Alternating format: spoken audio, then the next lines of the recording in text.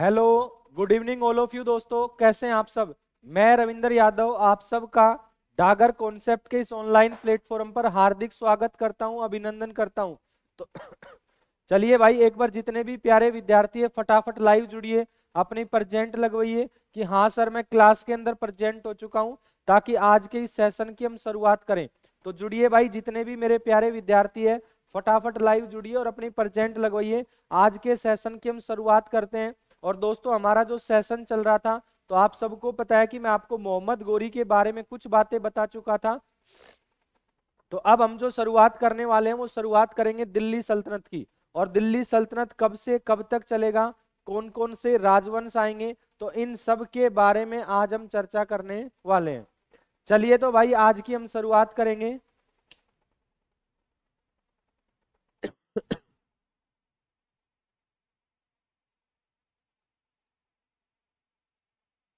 आज का हमारा जो टॉपिक रहेगा दिल्ली सल्तनत।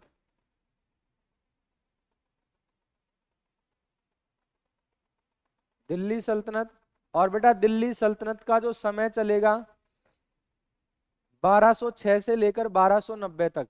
दिल्ली सल्तनत का जो समय चलेगा, तो ये समय चलेगा 1206 से लेकर 1290। दिल्ली सल्तनत की अगर हम बात करें, तो मैं छोटा सा आपको बैकग्राउंड बता देता हूं। बेटा, 1206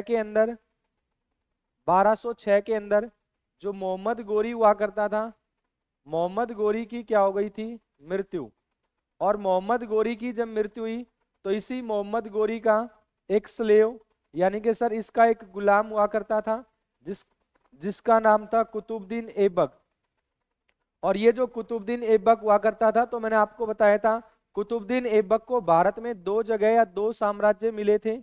एक क्षेत्र आपका हुआ करता था लाहौर का, और दूसरा जो क्षेत्र आपका हुआ करता था ये आपका कौन सा था, दिल्ली का। तो दो क्षेत्र हुआ करते थे, एक क्षेत्र था लाहौर का और दूसरा क्षेत्र कौन सा होगा, दिल्ली का। अब इस बात को आप ध्यान से समझना भाई, कि सर 1206 के अंदर जब मोहम्मद गोरी की जब मृत्यु हुई है, तो मोहम्मद गोरी की मृत्यु के पश्चात मोहम्मद गोरी का जो गुलाम हुआ करता था जिसका नाम था कुतुबुद्दीन ऐबक, और कुतुबुद्दीन ऐबक के पास दो क्षेत्र हुआ करते थे। तो कुतुबुद्दीन ऐबक क्या करेगा कि कुतुबुद्दीन ऐबक ने भी कहा कि अब हम भी दिल्ली से लाहौर से वापस चलेंगे गजनी की तरफ, क्योंकि मोहम्मद गोरी जिस स्थान से आया था तो वो स्थान आपका कौन सा था, गजनी। तो कुतुबुद्दीन ऐबक ने कहा कि अब हम भी वापस चलेंगे गजनी की तरफ। लेकिन लाहौर की जो जनता हुआ करती थी, लाहौर की जनता ने कुतुबुद्दीन ऐबक से ये रिक्वेस्ट की, कुतुबुद्दीन ऐबक से ये बात की कि भाई, मोहम्मद गोरी ने आपको भारत के अंदर मुस्लिम धर्म का प्रचार प्रसार करने के लिए अपॉइंट किया था, और इसीलिए आपको लाहौर के अंदर नियुक्त किया था, या लाहौर का क्षेत्र और दिल्ली का क्षेत्र आपको दिया था। और लाहौर की जनता ने कहा कि अब हम ये चाहते हैं कि भारत के अंदर मुस्लिम धर्म का जो प्रचार प्रसार है वो कौन करे, कुतुबुद्दीन ऐबक करे। ये बात यहां तक की क्लियर थी, तो ये बात मैं आपको बता चुका था। अब दोस्तों, अगर हम बात करें, तो ये कुतुबुद्दीन ऐबक लाहौर की जनता के कहने पर, सर इसी कुतुबुद्दीन ऐबक के द्वारा एक वंश की स्थापना होगी। और इस वंश का नाम क्या होगा, तो सर इस वंश का नाम क्या रहेगा, गुलाम वंश।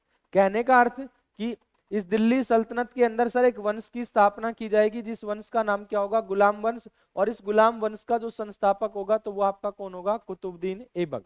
तो अब आप ध्यान से एक एक बात को समझते चलना।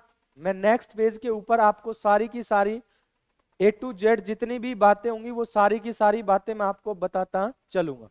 चलिए तो भाई, बढ़ते हैं नेक्स्ट पेज की ओर और चर्चा करेंगे गुलाम वंश के बारे में।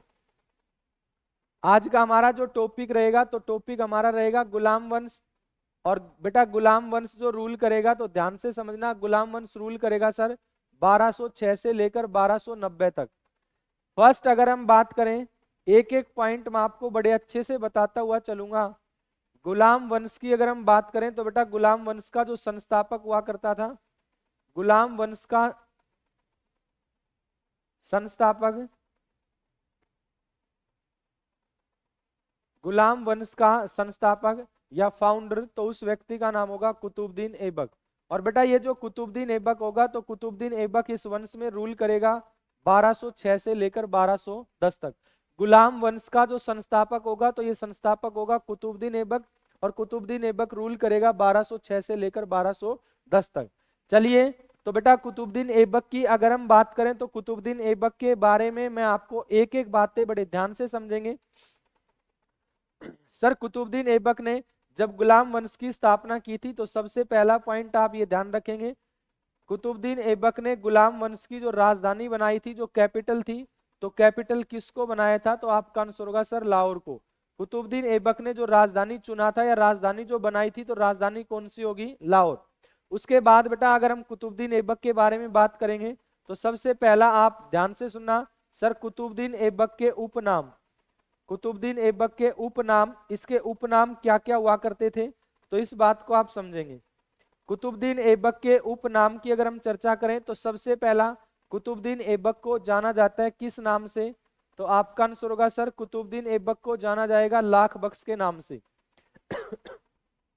लाख बख्श के बाद बेटा अगर हम बात करें तो इसको जाना जाएगा पील बख्श के नाम से, यानी कि सर ये भी कुतुबुद्दीन ऐबक का ही उपनाम होगा। वहीं अगर हम बात करें नेक्स्ट, तो सर कुतुबुद्दीन ऐबक को ही जाना जाता है किस नाम से? तो बेटा कुरान खान के नाम से, इसी को जाना जाता है कुरान खान के नाम से। वहीं अगर हम बात करें सर तो इसी को जाना जाता है सिपा सालार के नाम से, कुतुबुद्दीन ऐबक को जाना जाता है सिपा सालार के नाम से। नेक्स्ट अगर हम बात करें तो सर इसको जाना जाता है किसके नाम से? मलिक के नाम से। तो अब आप ध्यान से समझेंगे, ये जो कुतुबुद्दीन ऐबक हुआ करता था, कुतुबुद्दीन ऐबक के कुछ उपनाम हुआ करते थे सर, और उन उपनाम की अगर हम चर्चा करें तो सबसे पहला जो उपनाम होगा तो वो आपका क्या होगा? लाख बख्श। बेटा लाख बख्श का अर्थ क्या होगा? तो लाख बख्श का अर्थ आप समझना, लाख बख्श का अर्थ होगा कि अपनी जनता के बीच लाखों लाखों रुपए का दान कर दिया करता था, लाखों लाखों रुपए का दान कर दिया करता था, जिसके कारण इसकी जनता ने इसको एक उपाधि दी, एक टाइटल दिया, जिस टाइटल का नाम क्या रहेगा? लाख बख्श। वहीं अगर हम बात करें बेटा पील बख्श क्या होगा? पील बख्श सर इसको क्यों कहते थे? तो ये भी आप ध्यान से समझना। बेटा ये दान किया करता था किसका? हाथियों का। हाथियों का दान करने वाला, हाथियों का दान करने वाला, तो वो आपका क्या कहलाता था? पील बख्श कहलाता था। अच्छा सर फिर कुरान खान क्या होता था?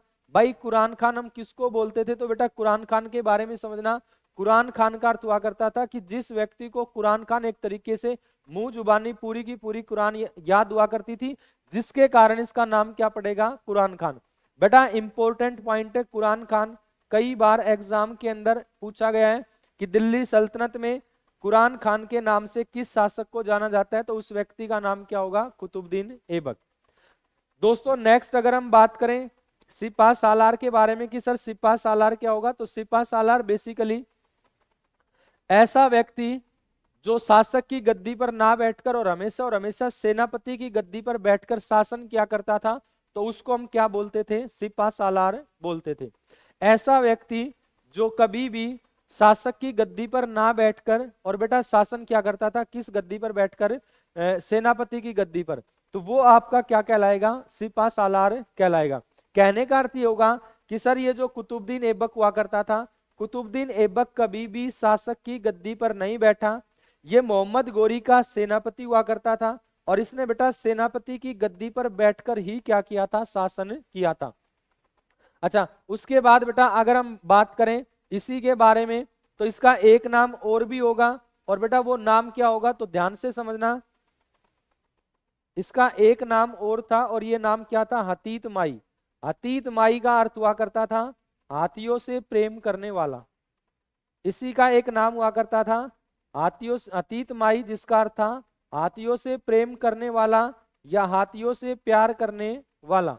तो ये आप ध्यान रखेंगे। लाख बख्श कुतुबुद्दीन ऐबक को ही जाना जाता है सर लाख बख्श के नाम से, कुतुबुद्दीन ऐबक को ही जाना जाता है पील बख्श के नाम से, कुतुबुद्दीन ऐबक का ही उपनाम होगा कुरान खान, इसी को जाना जाएगा सिपा सालार, इसी को जाना जाएगा मलिक के नाम से, और इसी का नाम क्या पड़ेगा? हतीत माई। तो इतनी बातें आप सब विद्यार्थी जो है ये ध्यान रखें। बेटा इतनी बात आप सबको समझ में आई क्या?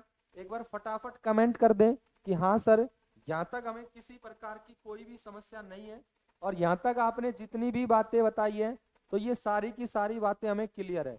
तो एक बार आप जितने भी विद्यार्थी है बेटा इसका स्क्रीनशॉट ले लें, इसको नोट कर लें, ताकि आपको इन फ्यूचर किसी भी प्रकार की कोई समस्या ना रहे और आपको किसी प्रकार का कोई नोट्स ना बनाना पड़े। एक बार ही हम इस प्रकार से पढ़ते हुए चलेंगे कि उसके बाद आपको बिल्कुल जो है कहीं से भी पढ़ने की आवश्यकता नहीं होगी। बिल्कुल जीरो से लेकर और बिल्कुल एडवांस लेवल तक हम सारी की सारी बातें पढ़ते हुए चलेंगे। चलिए, तो अब मैंने आपको कुछ दो ही बातें बताई है कि सर एक तो कुतुबुद्दीन ऐबक के द्वारा जो राजधानी बनाई गई थी वो लाहौर को चुना गया था, और वहीं अगर इसके उपनाम की चर्चा करें तो कुछ मैंने आपको इसके उपनाम बताए। अब हम नेक्स्ट पेज पर चर्चा करते हैं इसके बारे में, आगे की चर्चा करते हैं। कुतुबुद्दीन ऐबक की अगर हम बात करें तो सर कुतुबुद्दीन ऐबक के द्वारा निर्माण कराया गया था किसका? 2.5 दिन का झोपड़ा। इसी के द्वारा निर्माण कराया गया था किसका? 2.5 दिन का झोपड़ा। बेटा ये जो 2.5 दिन का झोपड़ा जो होगा तो ये आपका कहां पर रहेगा? ये आपका रहेगा अजमेर के अंदर। अभी मैं आपको बताऊंगा कि किसकी याद के अंदर ये इसका निर्माण कराया गया था।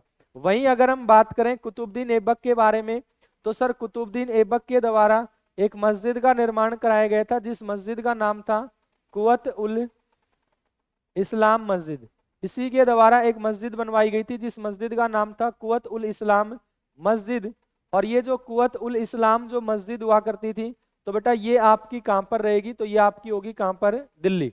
नेक्स्ट अगर हम बात करें सर कुतुबुद्दीन ऐबक के बारे में, अगला पॉइंट अब आप ध्यान से सुनना। सर ये जो कुतुबुद्दीन ऐबक हुआ करता था, कुतुबुद्दीन ऐबक, कुतुबुद्दीन ऐबक ने बेटा एक मोन्यूमेंट से एक इमारत बनवाई थी। इसी ने निर्माण कार्य शुरू करवाया था किसका? कुतुब मीनार का। कुतुब मीनार का निर्माण कार्य, कुतुब मीनार का निर्माण कार्य शुरू करवाया। और अगर हम बात करें कुतुब मीनार का जो निर्माण कार्य जो शुरू इसने करवाया था कुतुबुद्दीन ऐबक ने, तो ये आपका कब करवाया था बेटा? 1199। अब इसी कुतुब मीनार से रिलेटेड मैं कुछ बातें आपको यहीं पर बताऊंगा कि कुतुब मीनार से रिलेटेड आपको क्या क्या क्वेश्चन पूछे जा सकते हैं, उसके बारे में हम यहीं पर चर्चा करेंगे। अभी के लिए आपको जो ध्यान रखना है वो दो बातें ये ध्यान रखनी है कि एक तो इसने 2.5 दिन का झोपड़ा बनवाया था, एक कुवतुल इस्लाम मस्जिद का निर्माण कराया जो दिल्ली के अंदर होगी। कुतुबुद्दीन ऐबक ने कुतुब मीनार का निर्माण कार्य शुरू करवाया था 1199 में। बेटा अगली बात, कुतुब मीनार जो इसका जो निर्माण कराया गया था तो ये आपकी कहां पर रहेगी? ये रहेगी सर दिल्ली के अंदर। अच्छा, अब आप नेक्स्ट पॉइंट को सुनना। बेटा मुस्लिम धर्म के अंदर दो सूफी संत हुआ करते थे, दो सूफी संत थे, और इन सूफी संतों की अगर हम बात करें तो एक सूफी संत का नाम था शेख मोइनुद्दीन, शेख मोइनुद्दीन चिश्ती। एक का नाम था शेख मोइनुद्दीन चिश्ती। अच्छा, वहीं अगर हम बात करें तो बेटा एक का नाम था कुतुबुद्दीन, एक का नाम था कुतुबुद्दीन बख्तियार काकी, एक का नाम था कुतुबुद्दीन बख्तियार काकी। कहने का अर्थ कि इसके दो सूफी संत हुआ करते थे जिसमें से एक का नाम था शेख मोइनुद्दीन चिश्ती और दूसरे का जो नाम हुआ करता था वो था कुतुबुद्दीन बख्तियार काकी। अब अगर हम इसके बारे में बात करें तो सर ये कुतुबुद्दीन ऐबक के साथ ही भारत के अंदर आए थे। मोहम्मद गोरी जब भारत के अंदर आया था तो मोहम्मद गोरी को भारत में भेजने वाले ये दोनों व्यक्ति थे। और जब मोहम्मद गोरी अपने साथ भारत के अंदर जब कुतुबुद्दीन ऐबक को लेकर आया था तो कुतुबुद्दीन ऐबक से ही मोहम्मद गोरी ने कहा था कि इन सूफी संतों को भी कहां पर लेकर जाना है? भारत। तो ये भी दोनों के दोनों जो आए थे तो ये दोनों के दोनों किसके साथ आए थे? कुतुबुद्दीन ऐबक के साथ। अब इनकी मृत्यु के पश्चात शेख मोइनुद्दीन चिश्ती की जो दरगाह होगी तो इसी को हम बोलते हैं किस नाम से? बेटा इसी को हम बोलते हैं 2.5 दिन का झोपड़ा। इसी को हम बोलते हैं 2.5 दिन का झोपड़ा। इनकी जो दरगाह होगी इसी की याद के अंदर जो निर्माण कराया गया था 2.5 दिन का झोपड़ा, और कुतुबुद्दीन बख्तियार काकी की याद के अंदर जो निर्माण कराया गया था तो ये निर्माण कार्य शुरू करवाया गया था किसका? कुतुब मीनार का। ये भी आप ध्यान रखेंगे। अब इसके बाद नेक्स्ट आपको बात क्या याद रखनी है इन दो सूफी संतों के बारे में मैंने आपको बता दिया। शेख मोइनुद्दीन चिश्ती की याद के अंदर 2.5 दिन का झोपड़ा। वहीं अगर हम बात करें कुतुबुद्दीन बख्तियार काकी की याद के अंदर कुतुब मीनार का निर्माण कार्य शुरू करवाया था। सर और भी क्या क्वेश्चन बन सकते हैं इस कुतुब मीनार से रिलेटेड, और क्या क्या क्वेश्चन हो सकते हैं या क्या क्या क्वेश्चन हमसे एग्जाम के अंदर पूछे जा सकते हैं, तो बड़े ध्यान से समझना इस बात को। बेटा कुतुब मीनार की अगर हम बात करें और कुतुब मीनार से क्या क्वेश्चन होंगे सर, तो इस बात को आप ध्यान से समझना। बेटा निर्माण कार्य जो शुरू कराया था वो कुतुबुद्दीन ऐबक ने कराया था, लेकिन सर कुतुब मीनार का निर्माण कार्य, कुतुब मीनार का निर्माण कार्य पूरा इल्तुतमिश के द्वारा करवाया गया। कुतुब मीनार का निर्माण कार्य जो पूरा करवाया गया था तो ये किसके द्वारा, इल्तुतमिश के द्वारा, इल्तुतमिश के द्वारा करवाया गया। वहीं अगर अब हम बात करें कि सर कुतुब मीनार का जो निर्माण कार्य जो पूरा हुआ था तो ये कब हुआ था, इस बात को भी आपको ध्यान से समझना है कि कुतुब मीनार का जो निर्माण कार्य जो कंप्लीट हुआ था तो ये आपका कब हुआ था, 1229 के अंदर। तो एक बार आप मेरे को ये बताओ, इतनी जो बातें मैंने आपको बताई यहां तक सारी की सारी बातें क्लियर है क्या? एक बार बेटा इसका स्क्रीनशॉट ले, आप इसको ध्यान से देखें, जो भी कमेंट आए तो आप कमेंट डाल दे ताकि मैं आपके कमेंट को देखकर और आपका रिप्लाई कर पाऊं। और आपके जितने भी डाउट हैं एक्चुअल के अंदर तो बेटा आपको कोई डाउट आएगा ही नहीं। फिर भी अगर किसी को ये लगता है कि सर मेरे को ये बात समझ में नहीं आई तो आप कमेंट डाल सकते हैं और कमेंट के माध्यम से जो है मैं आपका रिप्लाई करूंगा और आपका यह आश्वासन है कि आपको किसी भी प्रकार का कोई भी डाउट नहीं रहने दिया जाएगा। तो चलिए भाई अब हम बढ़ते हैं। बेटा इसी कुतुब मीनार से रिलेटेड अब मेरे को कुछ बातें और बतानी है, चलो मैं आपको यहीं पर बता देता हूं। कुतुब मीनार से रिलेटेड आपको दो बातें और समझनी है।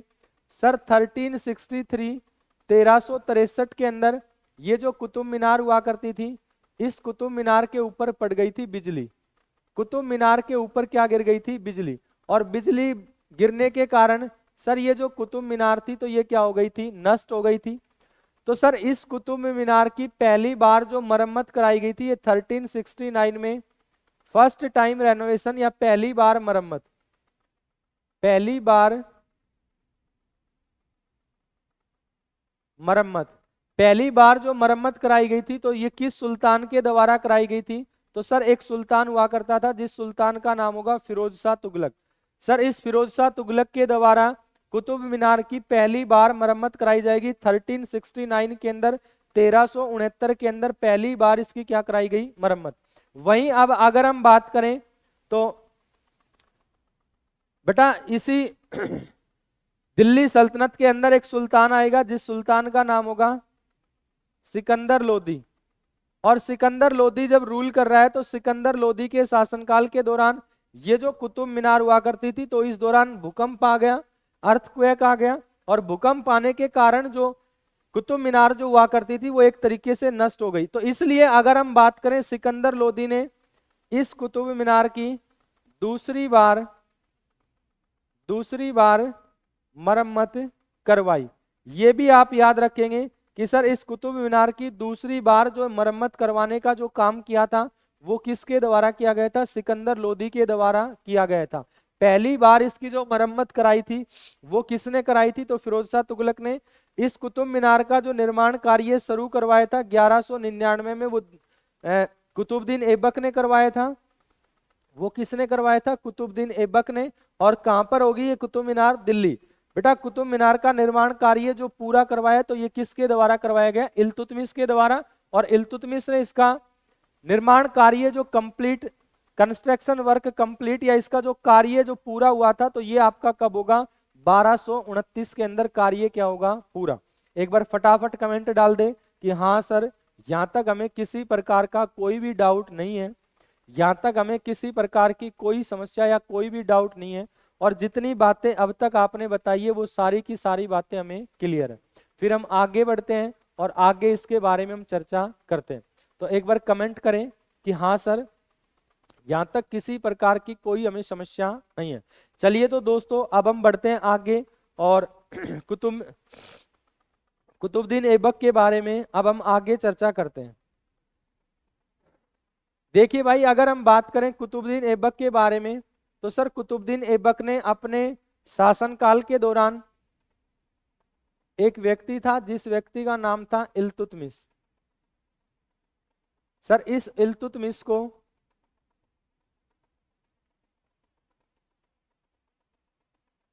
सूबेदार बनाया, और इल्तुतमिश को जो सूबेदार नियुक्त किया, इल्तुतमिश को जो सूबेदार नियुक्त किया गया, तो किस स्थान का सूबेदार नियुक्त किया गया? तो अगर हम बात करें तो भाई एक जगह हुआ करती थी सर, जिस जगह का नाम क्या था? बदायूं। और बदायूं जो स्थान रहेगा, तो ये आपका कहां पर रहेगा सर? ये आपका स्थान रहेगा यूपी के अंदर।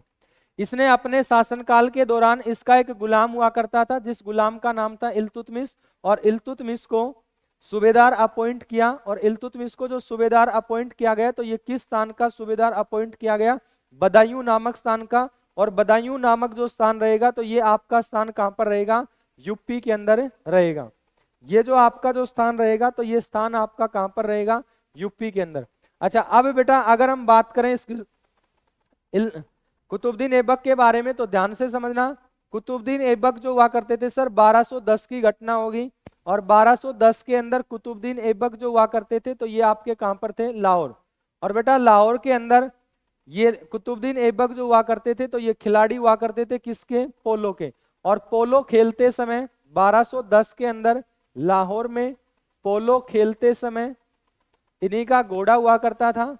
तो घोड़े से गिरकर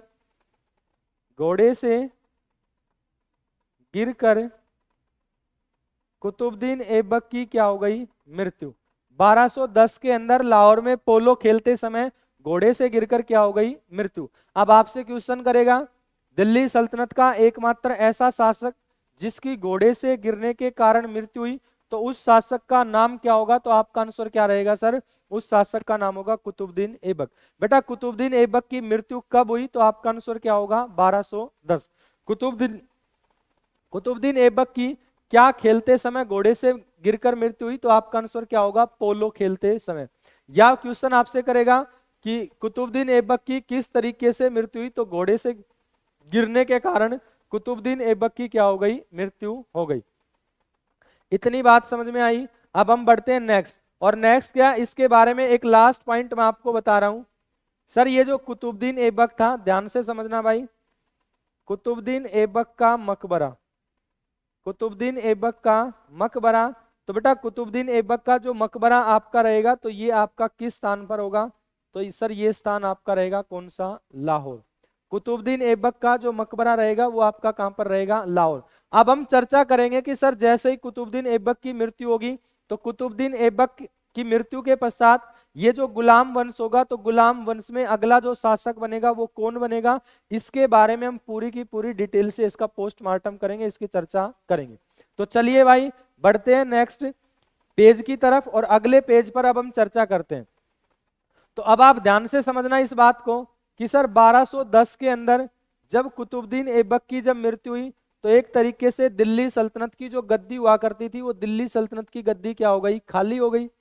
और भाई दिल्ली सल्तनत की जब गद्दी जब खाली हुई, तो 1210 में कुतुबुद्दीन ऐबक की मृत्यु के बाद, कुतुबुद्दीन ऐबक की मृत्यु के बाद कुतुबुद्दीन ऐबक का एक बेटा हुआ करता था सर। और कुतुबुद्दीन ऐबक का जो बेटा हुआ करता था, इस बेटे का नाम था आराम शाह। कुतुबुद्दीन ऐबक का जो बेटा हुआ करता था, तो कुतुबुद्दीन ऐबक के बेटे का नाम क्या हुआ करता था? आराम शाह। और जैसे ही कुतुबुद्दीन ऐबक की मृत्यु हुई, तो अगला जो शासक बनेगा वो आराम शाह बनेगा। और आराम शाह रूल करेगा कब से लेकर कब तक? सर 1210 से लेकर 1211 तक। आराम शाह रूल करेगा 1210 से लेकर 1211 तक। ये क्या करेगा? रूल करेगा। तो अब हम जो चर्चा करेंगे वो पहले करेंगे आराम शाह के बारे में। ध्यान से समझना आराम शाह के बारे में। बेटा सबसे पहली बात अगर हम बात करें, यानी कि अगर क्रम से बात करें, तो कुतुबुद्दीन ऐबक के बाद ये अगला शासक बनेगा। और सर ये एक अयोग्य शासक हुआ करता था, ये एक अयोग्य शासक था। अब जैसे ही दिल्ली सल्तनत की गद्दी पर, गुलाम वंश की गद्दी पर जब आराम शाह बैठा, जब आराम शाह इस वंश की गद्दी पर बैठा, तो ये बात बदायूं के अंदर पता चलेगी किसको, इल्तुतमिश को। मैंने आपको बताया था कि कुतुबुद्दीन ऐबक का एक गुलाम हुआ करता था और गुलाम के साथ साथ इसका दामाद भी हुआ करता था जिसका नाम था इल्तुतमिश। और इल्तुतमिश जो सूबेदार जो हुआ करता था, तो ये सूबेदार किस स्थान का इसको अपॉइंट किया गया था, किस स्थान का इसको सूबेदार नियुक्त किया गया था, तो हमने पढ़ा था कि सर इसको जो सूबेदार नियुक्त किया गया था वो किस स्थान का, तो उसको सूबेदार नियुक्त किया गया था बदायूं का। अब बेटा जब ये बात बदायूं के अंदर जब इल्तुतमिश को जब पता चली, तो इल्तुतमिश ने क्या किया कि बदायूं से पत्थर भिजवाया किसके पास, आराम शाह के पास।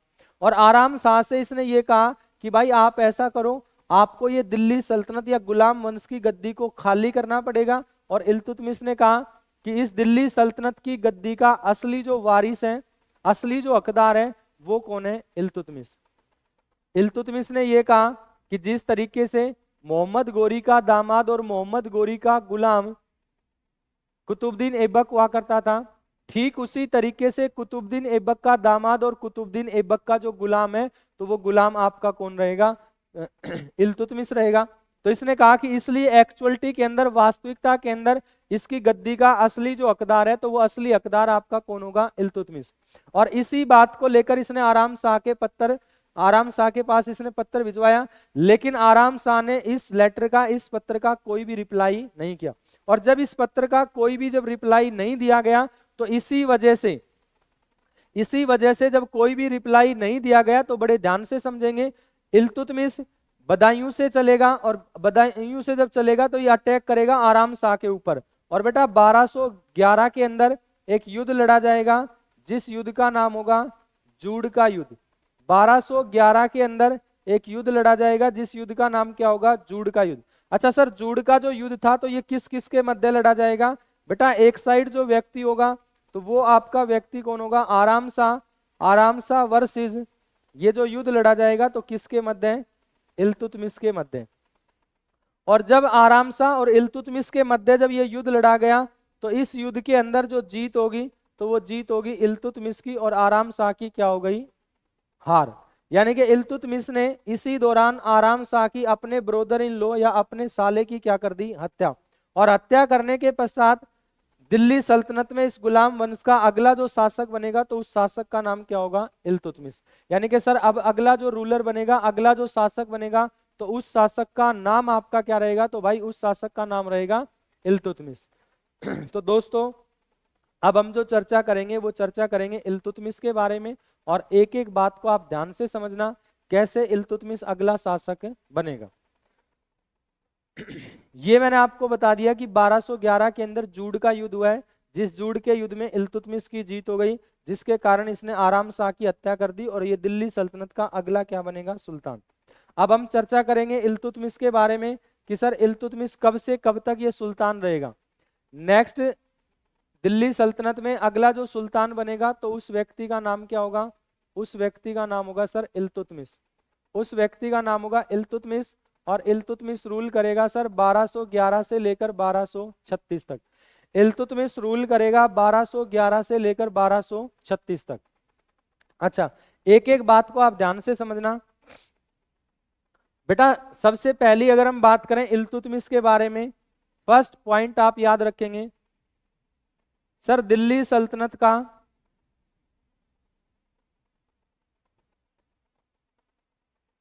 या इस गुलाम वंश का, ये कह लीजिए गुलाम वंश का वास्तविक संस्थापक, गुलाम वंश का वास्तविक संस्थापक इल्तुतमिश को कहा जाता है। गुलाम वंश का वास्तविक संस्थापक इल्तुतमिश को कहा जाता है, इल्तुतमिश को कहा जाता है। अगर हम बात करें तो दो पॉइंट अब आपके सामने आ गए भाई। पहला जो पॉइंट होगा कि गुलाम वंश का संस्थापक, तब आपका आंसर होगा कुतुबुद्दीन ऐबक। लेकिन अगर यहीं पर क्वेश्चन की लैंग्वेज को थोड़ा सा चेंज कर दे और क्वेश्चन में आपसे ये पूछ ले कि गुलाम वंश का वास्तविक संस्थापक कौन था, तब आपका आंसर क्या हो जाएगा, तब आपका आंसर होगा सर, तब आपका आंसर होगा इल्तुतमिश। अच्छा, इल्तुतमिश के बारे में अगर अब हम बात करें तो बेटा इल्तुतमिश गुलाम वंश का वास्तविक संस्थापक होगा। वहीं अब अगर हम इसके बारे में बात करें सर, हमने पढ़ा था इस्लाम धर्म या मुस्लिम धर्म जिसका संस्थापक था हजरत मोहम्मद पैगंबर, और हजरत मोहम्मद पैगंबर के जो उत्तराधिकारी हुआ करते थे उस व्यक्ति का उनको हम बोलते थे खलीफा के नाम से। और बेटा ये जो खलीफा हुआ करते थे हमने पढ़ा था, मैंने आपको बताया था शुरुआत के अंदर जब मध्यकालीन भारत की शुरुआत की थी तो ये जो खलीफा हुआ करते थे, खलीफा बैठते थे किस स्थान के ऊपर, यानी कि खलीफा कहां पर बैठते थे, बगदाद। और बगदाद के खलीफाओं के द्वारा सर जो इल्तुतमिश हुआ करता था, जो इल्तुतमिश था, तो इस इल्तुतमिश को एक टाइटल या इस इल्तुतमिश को एक उपाधि दी गई थी, और इस उपाधि का जो नाम था, तो इस उपाधि का नाम था सुल्तान। इस उपाधि का नाम क्या था, सुल्तान। इल्तुतमिश को जब ये सुल्तान की उपाधि दी गई तो इल्तुतमिश ने इस सुल्तान की उपाधि को पैतृक उपाधि बनाया, और इसके द्वारा ये अनाउंसमेंट की गई, ये घोषणा की गई कि मेरे बाद दिल्ली सल्तनत में जितने भी सुल्तान आएंगे वो जितने भी शासक आएंगे वो सारे के सारे क्या कहलाएंगे, सुल्तान। जितने भी शासक आएंगे तो वो सारे के सारे क्या कहलाएंगे, सुल्तान। तो इसलिए आपसे क्वेश्चन करेगा दिल्ली सल्तनत का फर्स्ट सुल्तान यानी कि प्रथम सुल्तान कौन था, और दिल्ली सल्तनत का बेटा अंतिम सुल्तान कौन था। तो ये भी आप ध्यान रखना, सर प्रथम जो सुल्तान होगा तो ये हमने पढ़ा कि पहला जो सुल्तान होगा ये आपका कौन होगा, इल्तुतमिश। और वहीं अगर हम बात करें अंतिम सुल्तान कौन होगा, तो इसी दिल्ली सल्तनत में हम पढ़ेंगे लोधी वंश, और लोधी वंश का अंतिम जो शासक रहेगा वो आपका कौन रहेगा, इब्राहिम लोधी। तो इस बात को आप बड़े ध्यान से समझना कि इल्तुतमिश को बगदाद के जो खलीफा हुआ करते थे, खलीफाओं के द्वारा टाइटल दिया गया, उपाधि दी गई, जिस उपाधि का नाम क्या था, सुल्तान। और दिल्ली सल्तनत का सबसे पहला सुल्तान, प्रथम जो सुल्तान कहलाएगा वो कहलाएगा इल्तुतमिश, अंतिम जो सुल्तान कहलाएगा वो आपका कौन कहलाएगा, इब्राहिम लोधी कहलाएगा। ये आपका कौन कहलाएगा, इब्राहिम लोधी। तो चलिए अब हम एक एक बात बेटा इल्तुतमिश के बारे में मैं आपको सारी की सारी बातें बता देता हूं। इल्तुतमिश के बारे में दिल्ली सल्तनत में इस गुलाम वंश के अंदर इंपॉर्टेंट है, महत्वपूर्ण है इल्तुतमिश। इल्तुतमिश से एग्जाम के अंदर क्वेश्चन उठते ही उठते हैं, 100% पॉसिबिलिटी होती है कि यहाँ से इल्तुतमिश से आपसे क्वेश्चन पूछेगा ही पूछेगा। अब दोस्तों हम चर्चा करेंगे इल्तुतमिश के बारे में। देखो भाई सबसे पहली बात समझना, इल्तुतमिश के बारे में अगर हम चर्चा करें तो इल्तुतमिश की बात समझना। सबसे पहले इसके प्रमुख युद्ध की हम चर्चा कर लेते हैं, इसके समय में कौन कौन से युद्ध लड़े गए। बेटा सबसे पहली अगर हम बात करें तो 1215 के अंदर एक युद्ध लड़ा जाएगा, त्राइन की तीसरी लड़ाई। त्राइन की तीसरी लड़ाई जो 1215 के अंदर लड़ी गई। और 1215 में जो त्राइन की तीसरी जो लड़ाई लड़ी गई, तो बड़े ध्यान से समझना इस बात को कि ये किस किस के मध्य लड़ी जाएगी। तो एक तो व्यक्ति होगा यलदोज, और दूसरी साइड जो व्यक्ति होगा तो उस व्यक्ति का नाम क्या होगा, इल्तुतमिश। मैंने आपको पिछली क्लास के अंदर ये बताया था कि मोहम्मद गोरी जब भारत के अंदर आया था तो मोहम्मद गोरी अपने साथ अपने कुछ गुलाम लेकर आया था, और मोहम्मद गोरी अपने साथ जो अपने गुलाम लेकर आया था तो उनके अंदर यानी कि मोहम्मद गोरी के मुख्य रूप से 4 गुलाम मैंने आपको समझाए थे बेटा। एक था कुतुबुद्दीन ऐबक, दूसरा था नसरुद्दीन कुबाचा, तीसरा था यलदोज, और चौथा था बख्तियार खिलजी।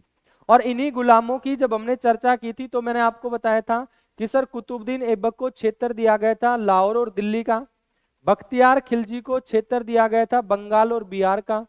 वहीं यलदोज की हमने जो बात की थी तो यलदोज के बारे में बताया था कि यलदोज को क्षेत्र दिया गया था गजनी का। और इसी के साथ साथ जो नसरुद्दीन कुबाचा जो था उसको क्षेत्र दिया गया था काबुल और कांदार का। तो अब ये जो यलदोज था, यलदोज की नजर पड़ेगी दिल्ली सल्तनत पर, और जब यलदोज की दिल्ली सल्तनत पर जब नजर पड़ी तो इस यलदोज ने सोचा कि क्यों ना इल्तुतमिश के ऊपर आक्रमण किया जाए, और यलदोज ने सोचा कि गजनी से बढ़कर अपने साम्राज्य का विस्तार करते हैं, और क्यों ना दिल्ली और लाहौर के क्षेत्र पर भी क्या किया जाए, अधिकार। जब ये दिल्ली और लाहौर के क्षेत्र में जब अधिकार करने के लिए आएगा तो इसी दौरान दिल्ली सल्तनत में जो रूल कर रहा है जो सुल्तान है तो उस व्यक्ति का नाम क्या होगा, इल्तुतमिश। और इल्तुतमिश के द्वारा जब ये अटैक करेगा तो युद्ध लड़ा जाएगा त्राइन की तीसरी लड़ाई। और त्राइन की तीसरी लड़ाई में इल्तुतमिश ने यलदोज का खेल खत्म कर दिया, इसकी लगा दी पार्किंग, है ना, पैसा खत्म, खेल हजम। यहीं पर 1215 के अंदर जो इल्तुतमिश था, तो इल्तुतमिश ने यल्दोज की क्या कर दी, हत्या। उसके बाद फिर नेक्स्ट अगला युद्ध आप समझना। नेक्स्ट बेटा आपका जो इंपॉर्टेंट जो युद्ध रहेगा जो इल्तुतमिश के समय में हुआ है, तो 1217 के अंदर। सर 1217 के अंदर एक युद्ध लड़ा गया जिस युद्ध का नाम होगा मंसूरा का युद्ध।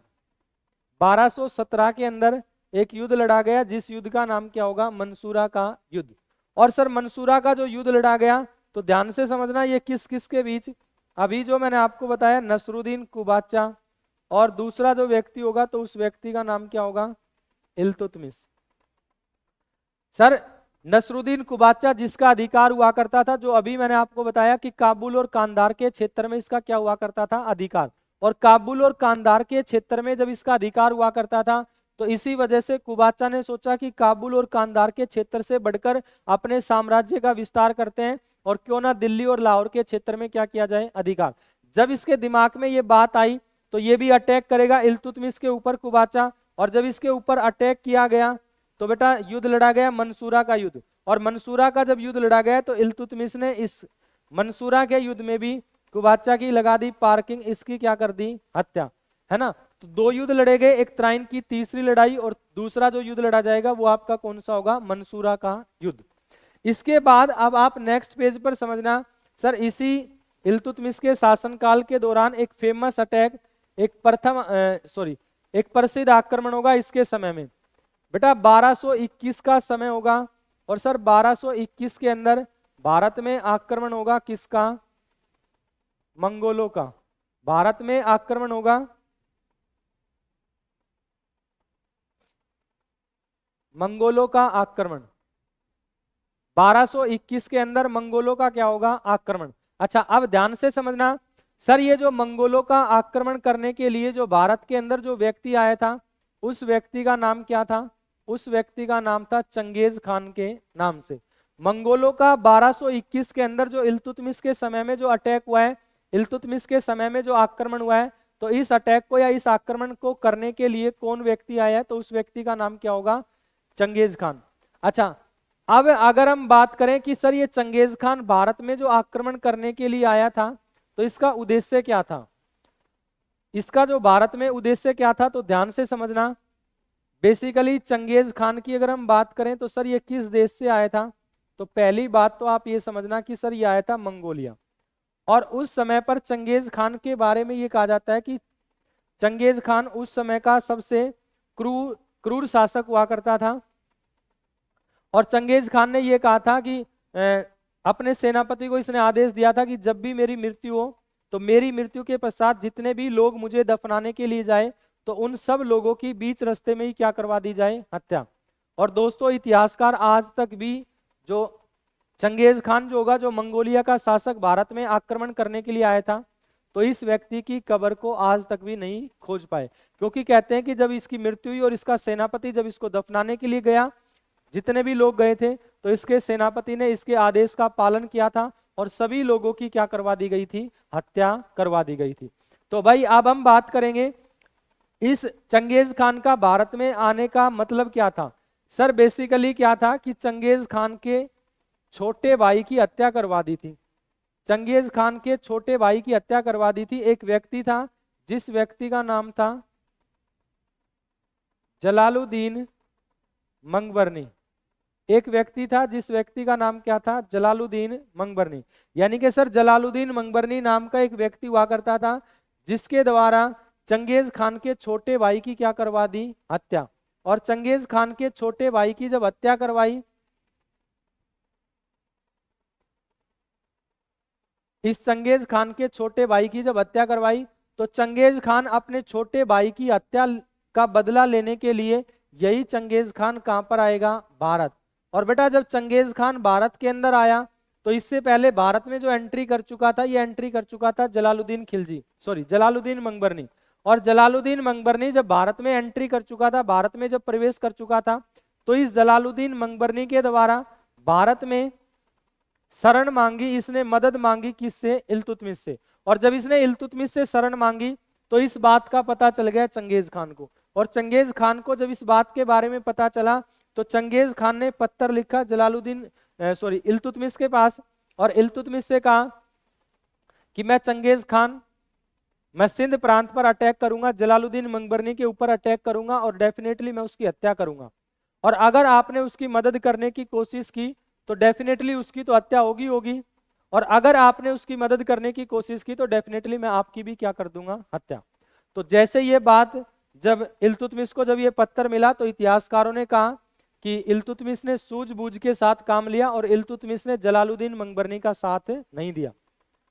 इतिहासकारों ने कहा कि अगर इस समय पर इल्तुतमिश अगर दिमाग का प्रयोग नहीं करता, अगर जलालुद्दीन मंगबरनी का साथ दे देता, तो इसी समय पर चंगेज खान इल्तुतमिश की हत्या कर देता, और उसके बाद भारत के अंदर हमें मुस्लिमों के बारे में नहीं, फिर हमें किसके बारे में पढ़ना पड़ता, मंगोलों के बारे में। यानी कि हमें मुस्लिम का इतिहास नहीं, फिर हमें किसके बारे में पढ़ना पड़ता, मंगोलों का इतिहास हमें यहाँ पर पढ़ने को पड़ता, क्योंकि मंगोलों का भारत में फिर क्या हो जाता, अधिकार। लेकिन इस इल्तुतमिश ने दिमाग के साथ काम लिया और इसने जलालुद्दीन मंगबरनी की मदद करने से क्या कर दिया, मना।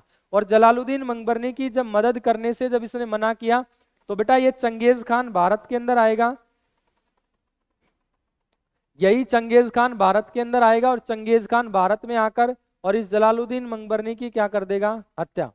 और जब इसने जलालुद्दीन मंगबरनी की हत्या की तो इससे पहले इसने इल्तुतमिश से कहा था, इसने इल्तुतमिश से कहा था कि अगर आपने उसकी मदद करी तो मैं सिंध प्रांत के साथ साथ मैं दिल्ली पर भी आक्रमण करूंगा, और अगर आपने उसकी मदद नहीं की तो डेफिनेटली मैं सिंध प्रांत के अंदर जलालुद्दीन मंगबरनी की मदद कर जलालुद्दीन मंगबरनी की हत्या करके और मैं वापिस लौट जाऊंगा। इतनी बातें जो है वो चंगेज खान के द्वारा कही गई थी, इतनी जो बात थी वो चंगेज खान के द्वारा कही गई थी। तो ये जब घटना घटी तो बेटा 1221 के अंदर भारत में मंगोलों का पहला आक्रमण होगा।